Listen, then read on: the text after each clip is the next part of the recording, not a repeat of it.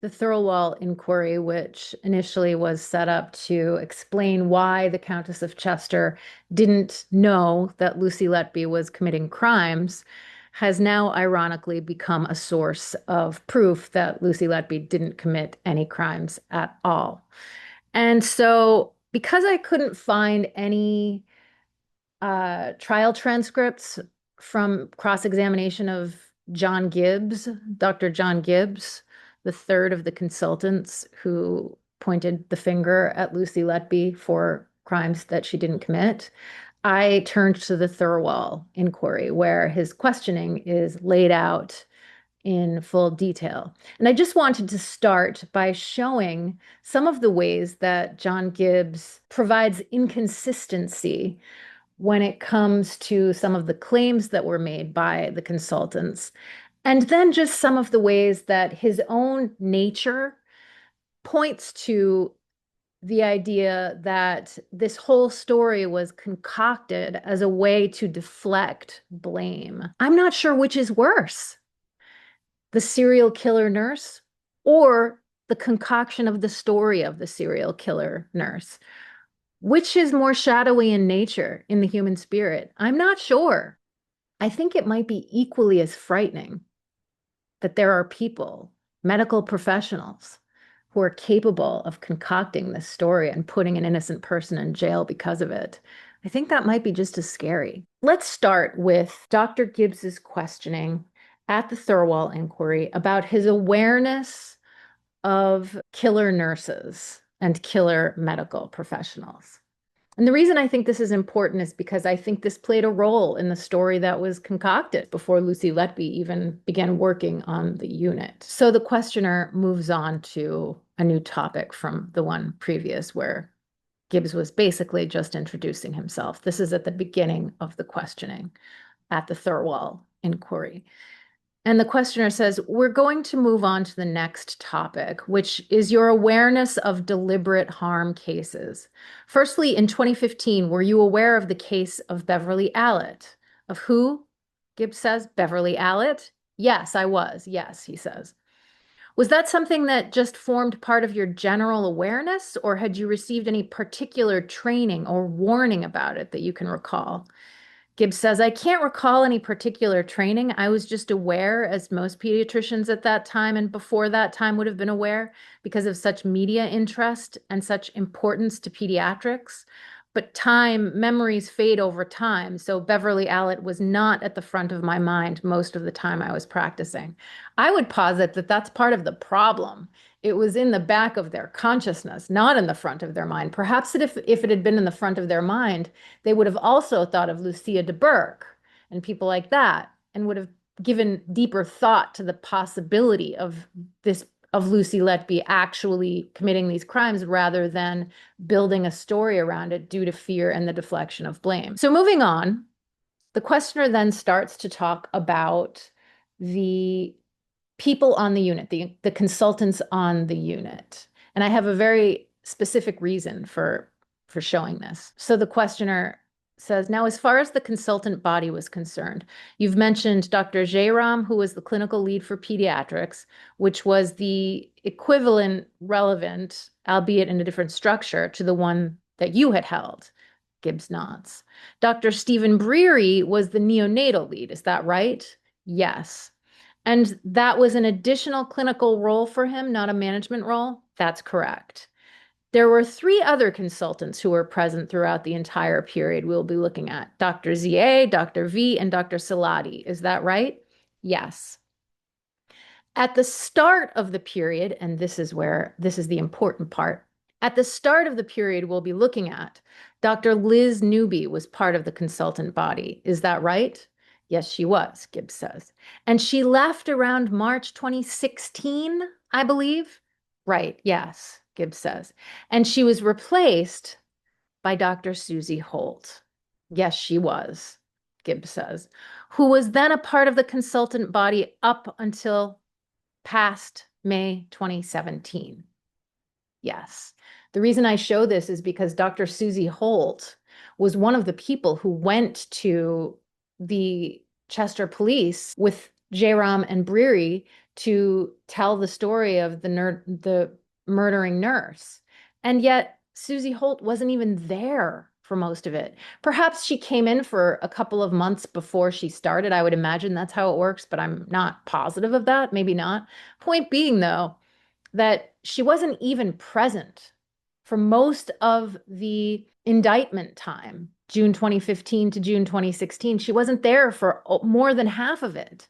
So who is she to go to the police and testify that this woman is a murderer when she hasn't even been present for most of it? It's just ridiculous. In the next bit of questioning, Gibbs is asked about staffing levels, and he is very aware at this point that staffing levels have been thrown at them by people who are trying to prove that Lucy Letby was innocent, mainly because the staffing was terrible at the Countess of Chester. They didn't have enough nurses and they didn't have enough consultants. And so this is something that was mentioned in the RCPCH report that has been mentioned since by people who knew. And also, it has been shown that the consultants only did 2 ward rounds a week rather than the 2 daily they should have been doing, probably because there weren't enough of them. And yet, in this exchange, Gibbs defends the staffing at the hospital because he knows that it's something that can explain why the unit was failing, and he does not want that to be allowed because he wants to continue the story even after all this, after that long court case, after it was shown that Lucy Letby is innocent, frankly. He still wants to believe and he still wants to prove that this had nothing to do with anything but Lucy Letby. He didn't have anything to do with it. Staffing levels didn't have anything to do with it. His buddies Breary and J-Rom didn't have anything to do with it. It was Lucy Letby. So the questioning goes, in your view, were there adequate nursing staff on the NNU during the period 2015-2016? There is 2 answers to that. Yes, I felt so. And there was similar nursing staffing to that we had in previous years. I think that's a mistyping. It hadn't suddenly changed in 2015, 2016. But no, in that it was below the BAPM guidelines. But it was my understanding at the time that many hospitals, many failed to meet the BAPM standards for nurse staffing on the neonatal unit. Fine, maybe that's true. That might be true, Gibbs.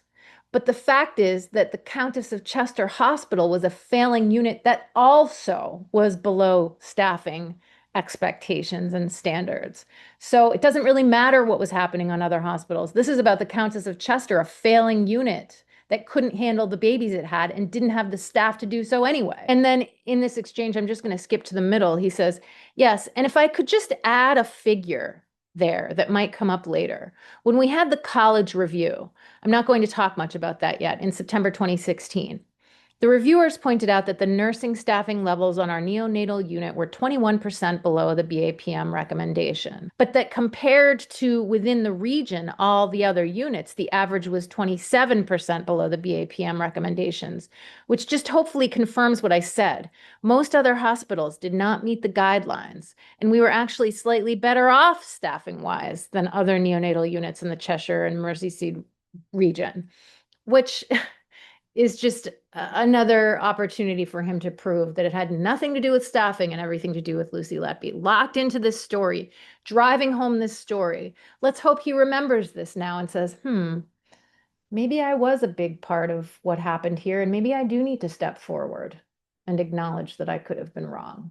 Do it, Gibbs. Do it. So the next aspect of the questioning that I want to point out is when he talks about the relationships between the consultants, between the consultants themselves, between the consultants and the registrars, and the consultants and the nurses.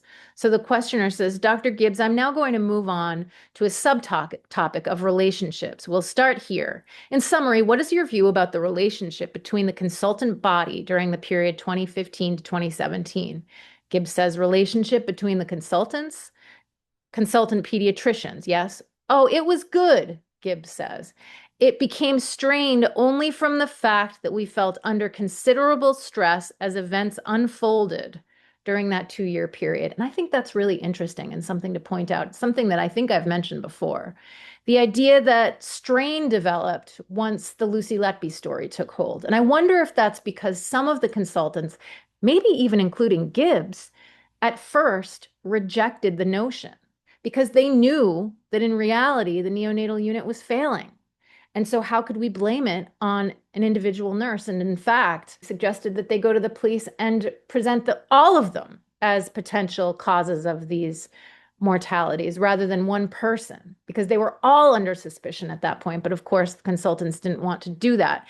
And I'm not surprised that there was strain after the Lucy Letby story began to take hold, because some of them, namely Stephen Breary, were bullies and expected people to toe the line. And if you did not, Breary pushed back and probably made your life miserable. That is a guess. I wasn't there, but I'm imagining, looking at that man and then looking at what he did, that if you didn't go along with his story about Lucy Letby, he made your life miserable. And so you quickly jumped on board because it was easier, and also it deflected blame from yourself. And here, Gibbs acknowledges that in a way. As between all of the doctors, how was the relationship? And Gibbs says, with ourselves and our junior doctors? Indeed. I understood it to be very good. Of course, the view of the consultant, how you feel you relate to your junior doctors, may be different from a junior doctor perspective. But I'm sure you will be hearing from some of the doctors who were in training at the time later on, which we have heard from some of the doctors in training at the time. There was a lot of gossiping, a lot of talking behind people's backs, that it was a very unpleasant working environment, that even the consultants themselves talked about each other behind their backs and didn't support one another. And so it was not easy to work there as a training doctor. She made this very clear and was very strong in this opinion. So Gibbs either here is being disingenuous or was truly ignorant to the reality around him, which tells you a lot about the reality of Lucy Letby having committed any crimes, I think. The next question is, how about between the doctors and the nurses? I felt it was very good, Gibbs says, until consultants started developing concerns about what was happening on the neonatal unit, and that caused a strain between ourselves and the senior nurses on the neonatal unit. I wonder why. I wonder why it was causing a strain. Maybe because it was terrifying to be a nurse on that unit, to be a nurse anywhere, frankly, at this point, but to be a nurse on a unit where the head of the unit was screaming murder, where the other lead consultant, Ravi Jairam, the TV star, was also whispering about angels of death. I wonder why there was strain between the doctors and the nurses at that time. Really confusing. I'm not sure why. And then he catches himself and he says, sorry, that was a consequence of what was happening on the unit. It wasn't the cause of what was happening on the unit. It came afterwards. So he's correcting himself here. Let's just delve into this a little bit. He's saying it was a consequence of what was happening on the unit. So the strain was a consequence of the Lucy Letby situation. It wasn't the cause of what was happening on the unit. So he's saying it's not that the strain caused the story about Lucy Letby, it's that Lucy Letby caused the strain. So he's catching himself here in a very interesting way. No one would have assumed that what he was saying here was that the lie was causing the strain on the unit. He knew that that's what was causing the strain on the unit, and that's why he corrected himself, in my opinion. The next interesting question involves Arian Powell's opinion, and Gibbs is backed into a wall a bit here. Speaking of senior nurses, I just want to invite you to consider an opinion so you have an opportunity to comment upon it from Arian Powell. She suggests that consultants thought all staff members worked cohesively because staff did exactly what they were told to do by the consultants without challenging them. Does that accord with your experience of that period? No, it doesn't, Gibbs says. I'm sure it doesn't, Gibbs. I'm sure it doesn't. But sometimes what I might feel is the case, a relationship with nurses may be slightly different from their point of view. I am disappointed and surprised to hear that Arian Powell has said that. If she had said it toward the mid to end of, well, any time from the end of 2015, beginning of 2016 onwards, tensions were building up at that time between us consultants and senior nurses, so I can understand it. I would be very surprised and disappointed if that was the case earlier in 2015 and in preceding years. Okay, so let's just unpack this a bit. So Arian Powell is saying the reason that the consultants thought everything was good was because everybody did whatever they said all the time and didn't question them. And then Lucy Letby started questioning them in her Datix reports, which will come up a bit later, by the way. But once that started, the consultants weren't happy anymore because they were being pushed back against. And that's when they started to see strain. But what he's suggesting is, well, yes, there was strain because of Lucy Letby, but there was no strain prior to Lucy Letby. So he's admitting it. He's saying there was no strain before because nobody pushed back against us. And then when people started pushing back against us, both in the form of Lucy Letby filling out Datix reports against the errors on the unit and in the fact that the other nurses were rejecting their story about Lucy Letby being a murderer for the most part. Both of those things suddenly created the strain for the consultants because they had to answer for themselves for once. Another observation for your comment, the questioner says, from Arian Powell, she suggests that consultant communication with the nurses and midwives was sometimes poor, and they didn't listen to the views of others. Again, I am disappointed and rather surprised to hear that. I do understand, and it came out when the nurses spoke to the Royal College reviewers in September 2016, that they felt at times, and I thought this wasn't frequently, but at times when the nurses felt that we ought to escalate, and that doesn't just mean the consultants, placing blame, of course, on everyone else as well. It's not just us, it's everyone else. That's registrar up to consultant and consultant to the regional neonatal centers. Sometimes the nurses felt that should have happened quicker than it did. And it appears that they felt they were not empowered to say anything. It appears that they felt, not acknowledging that they felt that way, just that it appears that they felt that way. I always thought the nurses could say whatever they liked at any time to me, and I hoped I listened. But I do think there came a strong and unpleasant difference of opinion about what was happening on the neonatal unit that maybe has colored all those comments that you just read out from Arian Powell. Okay, so you're taking away the experience of the nurses yet again, which proves the point that you did not hear what the nurses said because you didn't want to hear what the nurses said. Here he says it. Oh, no, that's not true. The only reason she's saying that is because she's taken by emotion from her rejection of the story about Lucy Letby. It's not actually true. This is just her getting lost in her emotions. When actually, they all felt that way. They all felt that they were not empowered to advocate for their patients because of the attitudes of the consultants. This was a common feeling. And here he just rejects it, which proves their point exactly and is ridiculous. Now, maybe it's true. Maybe Gibbs was a grandfatherly type figure and that the nurses did feel they could talk to him. Maybe he was exempt from this. It's possible. But it's unacceptable to not acknowledge that somebody like Stephen Breary was impossible to defy or to question because he refused to accept it.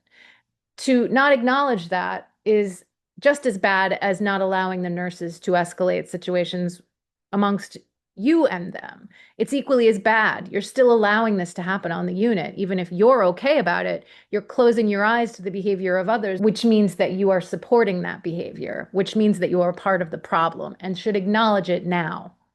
Next, the questioner asks him about his experience with Datexes. And before I begin reading this, just to remind everybody that Lucy Letby was an avid note taker on the Datix system.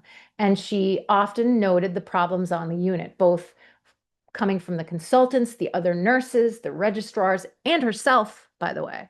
And this was a part of her responsibility toward her patients and her attempt to fix things on this failing unit.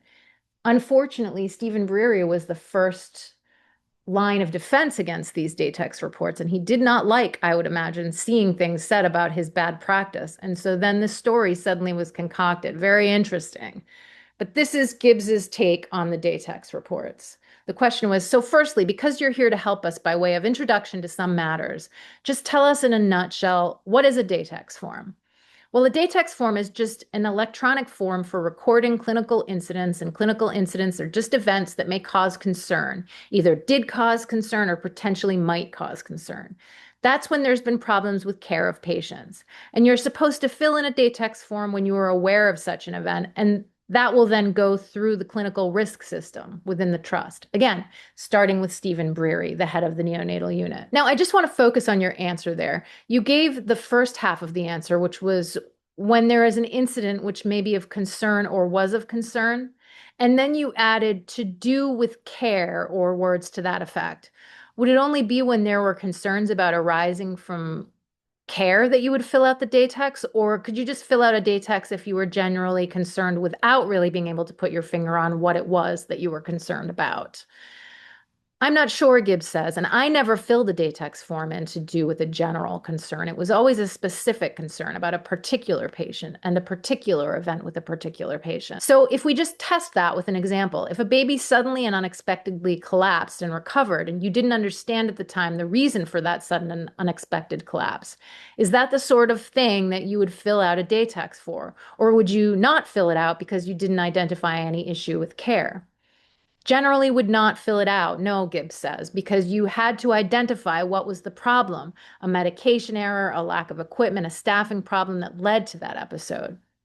So as far as you were concerned, the questioner says, a Datix form presupposed that you were able to identify something that had gone wrong. That's correct, Gibbs says. I might have been wrong in that understanding, but that was my understanding. Interesting that he acknowledges here that he might not even understand the processes involving the Datix reports. Why are you still working as a doctor then if you don't understand this? Honestly, that is absurd to me, but maybe I'm wrong. Maybe that's a common thing. It's possible. Bureaucracy and paperwork and all of that is tough in any environment, particularly I would imagine a hospital, but still, that seems strange. But if you simply couldn't figure out why a particularly serious event was happening, that wouldn't necessarily lead to a Datix. No, and I ought to add that, myself included, Gibbs says, I think in general, clinicians are not good at filling in Datix forms when they should. And I believe, but I only have experienced of the Countess of Chester as a consultant. I believe that's a widespread problem.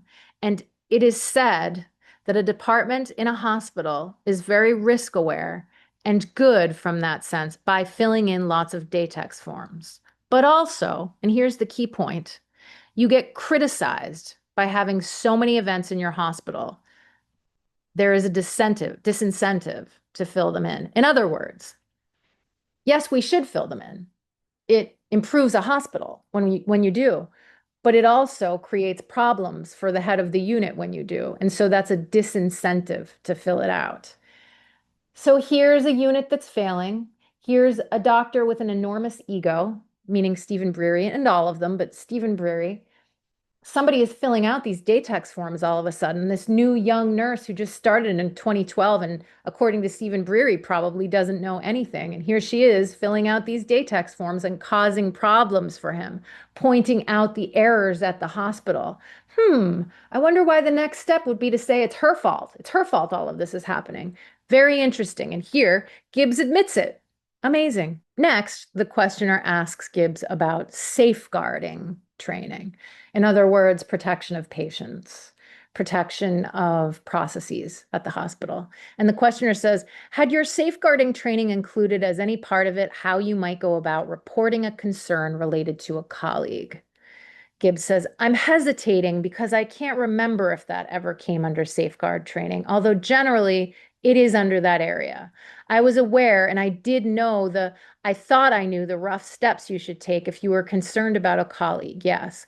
I can't remember if that was covered in safeguard training, but we did have specific safeguarding training each year. Obviously, the questioner says there are concerns and there are concerns. The vast majority, no doubt, are of clinical nature. Somebody isn't safe in what they're doing, making mistakes. What did you understand to be the correct way of dealing with a situation where you had a nurse and the concern included the possibility of deliberate harm or criminal activity? Gibbs says, I don't recall that ever being discussed in my training as a junior doctor or in the mandatory training we did each year as a consultant. But I assumed, and I think it is a reasonable way to assume, that you would deal with them initially in the way you dealt with a performance problem. If it was the nurse, you would discuss it with the nurse manager. And if the nurse manager was concerned, it would go to the next level up, ultimately to the director of nursing in the hospital. Why wouldn't you, in those circumstances, go to the safeguarding department? Because I regarded the safeguarding department, Gibbs says, particularly in pediatrics, as being there to help manage a concern about a particular child or family, not a concern about other members of staff. Very interesting indeed, because not 2 minutes ago, he said he didn't remember what he was trained in safeguarding. So now he seems to think that safeguarding only has to do with patients and not other colleagues, but before he said he wasn't sure, he didn't remember. So as he finds himself needing to defend the fact that he didn't go to that management or didn't go to the police or whatever it is he's being accused of in this ridiculous inquiry, he's defending himself. He's saying, well, now I remember. Oh, yes, I remember. Safeguarding revolved around just patients, not nurses. So I didn't have that option. I wasn't trained in that. I didn't have the option to do it myself. I didn't know what to do. And the questioner follows up and says, do you think it's wrong to characterize situations where there's a concern about a nurse potentially causing deliberate harm as a safeguarding issue? Gibbs says, it is a safeguarding issue, but it wasn't one that I would have envisaged going to the safeguarding team who are involved regularly with concerns about individual patients or the patient's family. Look, maybe I'm jumping on him for something that isn't fair. Maybe this is true. I don't know. I don't know about safeguarding. All I can say is that he's contradicting himself here. That is clear. Now the questioner starts to go into questions about specific babies, goes through child A, who Gibbs was not really present for, apparently, and then says, so the next step is the sudden and unexpected deterioration of child B. The date for that, for those deteriorations, 9 and 10 June 2015. Again, not a child you provided any care for. That's correct, Gibbs says. But I did hear about those children. There was concern in the department about them. The questioner continues later. Child C was referred to the coroner. Yes, Gibbs says. And was your reasoning for that you weren't able to sign the death certificate? Gibbs says, yes, I didn't know why child C had collapsed and died.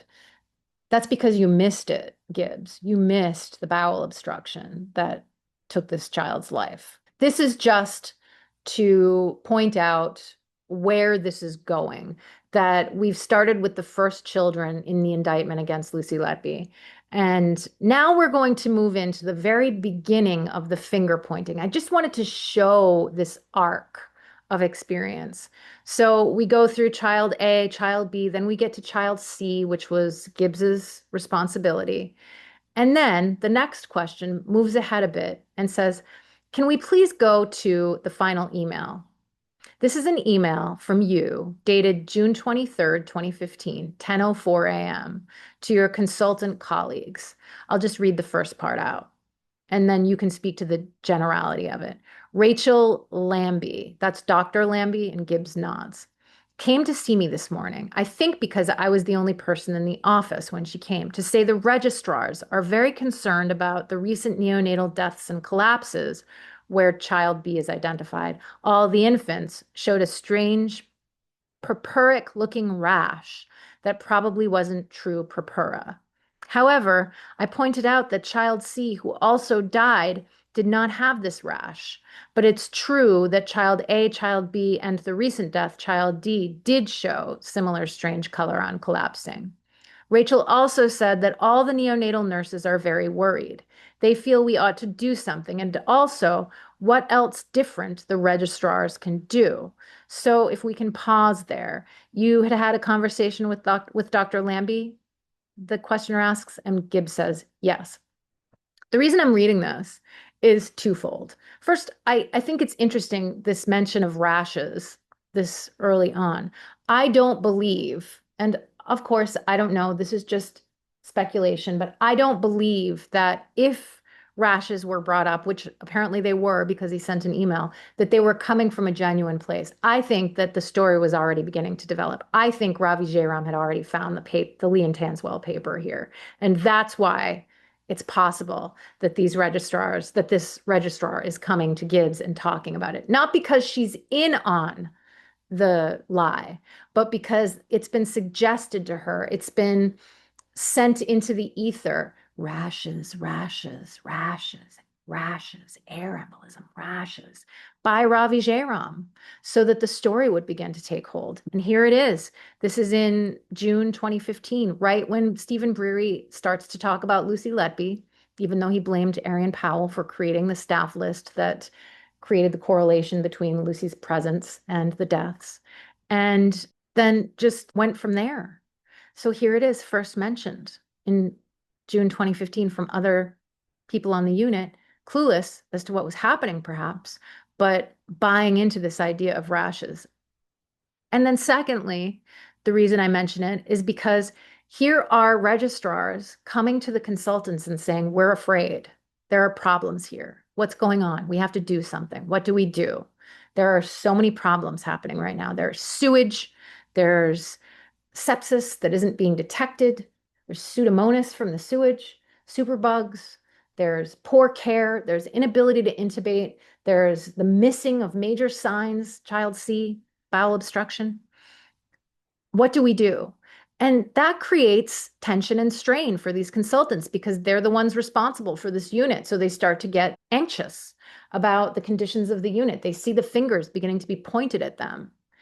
And this is when they start pointing the finger in a different direction to get the blame off of themselves, I think. And that's why I share this exchange. Here's more of this new awareness of the problems on the unit mentioned in this exchange at the Thirlwall inquiry. The final paragraph, you said, although I have mentioned we are looking into this, I'm not exactly sure how this is being done. You then go on to speak directly to Dr. Breary and Dr. Jairam and propose a meeting just to allow people to air their concerns. Yes, Gibbs says. Do you know if that meeting ever took place? I don't think so. I can't remember now whether it did or not. Unless the inquiry team have the document from that meeting, I can't remember if it ever took place. I think from the email correspondence above, I think my colleagues were going to talk to different registrars rather than have a meeting of everyone together.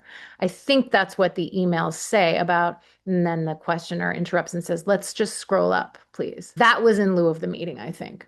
Our worry at this stage was that we had some medical problem on the unit, like and you do get superbugs or some nasty infection, or as has happened on some units, contamination of the feeding fluid for babies. There was something that was affecting all these babies, but they seemed to have different problems. And baby C, to me, seemed different to what I was told about the other children.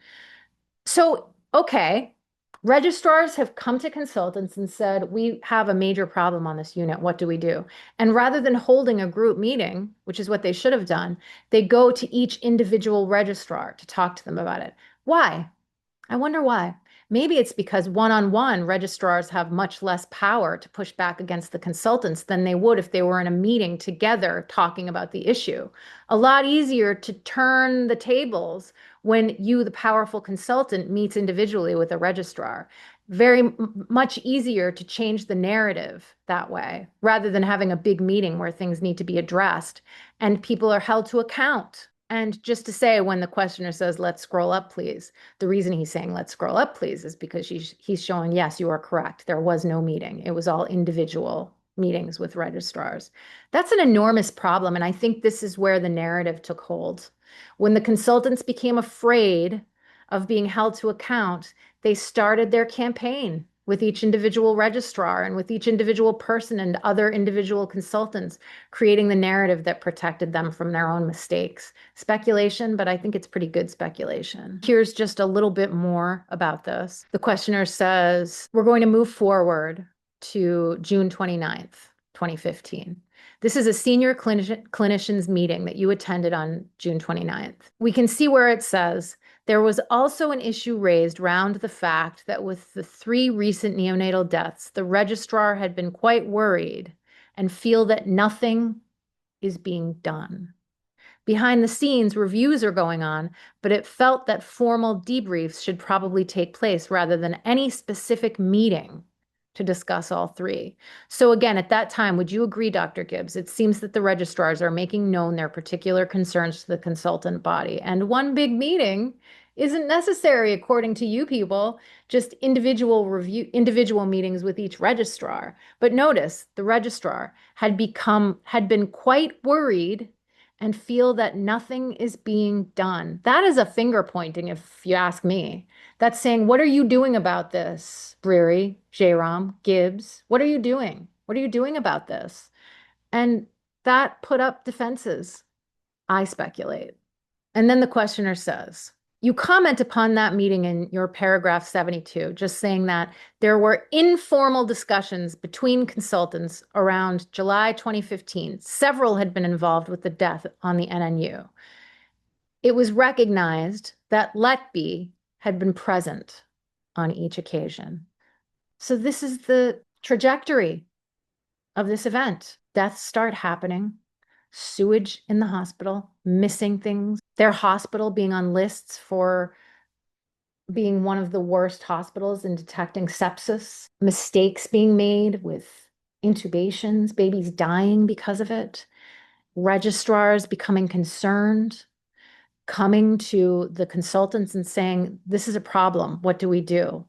You have to do something. Fear being triggered. And then meetings where Lucy Letby suddenly becomes a topic of conversation. Very interesting. So Letby's name had come up as a common factor in July of 2015. Yes, Gibbs says. Yes, I can't remember how. Obviously, it had obtained greater significance as time went on, and that association persisted. But I can't remember if we looked closely or considered in our informal discussions. And being informal, unminuted discussions, there is nothing to go back to check, which is a problem. I'm not sure how closely we considered other members of staff as well, because some of them might have been involved in several of those, and obviously Letby wasn't the only nurse involved in all of those. Nurse, notice how it's just nurse, not registrar, not doctor, just nurse. Other nurses weren't mentioned. I don't know if she was the only common factor, but she was noted because she was involved in the resuscitation of all four babies, because she was a Band 5 nurse, by the way. I think it's also interesting that he mentions here that informal discussions mean unminuted discussions, meaning no notes were taken in those discussions, which allows for a freedom of conversation that wouldn't be possible if it was a formal meeting. Interesting. I'm going to stop here because if I don't, then this will be a much longer video than I had intended. I will pick up again in my next video with the questioning that followed and the next topics of discussion that came up, which are also very revealing. But for now, I'll leave it at that. I just think it's interesting that Gibbs presents a picture of what I think is very clearly a witch hunt, and that shows the state of mind of these consultants and the ways in which they will turn to anything rather than their own malpractice to explain the condition of that unit. This is a man who appears to have a slight conscience, as has been noted by others as well. And perhaps that slight conscience will arise in the coming months and force him to come forward and say, maybe I was misled. Maybe I was leaning on an excuse to relieve myself of the guilt of the conditions of the unit on which I was a consultant pediatrician. Maybe I was wrong. Maybe we should look into this. I'd be willing to discuss it. There should not be an innocent woman in prison for crimes she did not commit. And I am part of the reason she is there. And therefore, I offer myself as a witness to what may have been a great miscarriage of justice. Let's hope he does that, because Lucy Letby needs to be exonerated today.